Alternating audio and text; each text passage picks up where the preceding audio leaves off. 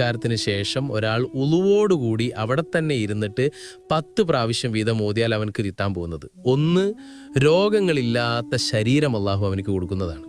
രണ്ടാമത്തെ നേട്ടം, നമ്മുടെ ജീവിത വിഭവത്തിൽ എന്തുണ്ടാവും? ബറക്കത്തുണ്ടാവും.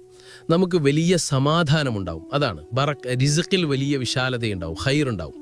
മൂന്നാമത്തെ പ്രതിഫലം യഖീനും ബിലാ ശഖ്, അതായത് ദീനിയായ വിഷയത്തിൽ ഒരു സംശയവും അവനക്ക് ഉണ്ടാവില്ല. നാലാമത്തെ പ്രതിഫലം, മരിക്കുന്നതിന് മുമ്പ് തൗബ ചെയ്യാൻ പറ്റും. അഞ്ചാമത്തെ പ്രതിഫലം, അതായത് അവൻ മരിക്കുന്ന സമയത്ത് അല്ലാഹു തആല അവനക്ക് കൊടുക്കുന്ന പ്രതിഫലം എന്താണ്? ശുഹദാക്കളുടെ കൂടെയായിരിക്കും അവൻ്റെ റൂഹുണ്ടാകുക.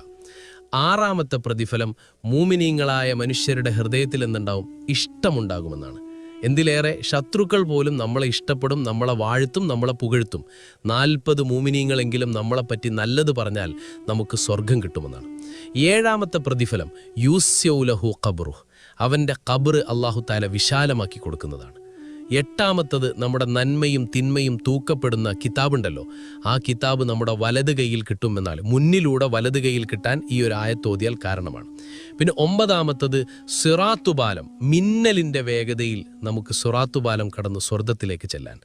10ാമത്തത്, യദ്ഖുലുൽ ജന്ന ബിഗൈരി ഹിസാബ്, വിചാരണയില്ലാതെ സ്വർഗത്തിൽ കിടക്കുന്ന മഹാഭാഗ്യവാന്മാർ, മഹാഭാഗ്യവതികൾ, അവരുടെ കൂട്ടത്തിൽ ഉൾപ്പെടാൻ അല്ലാഹു തആല നമുക്ക് അവസരം തരുന്നതാണ്.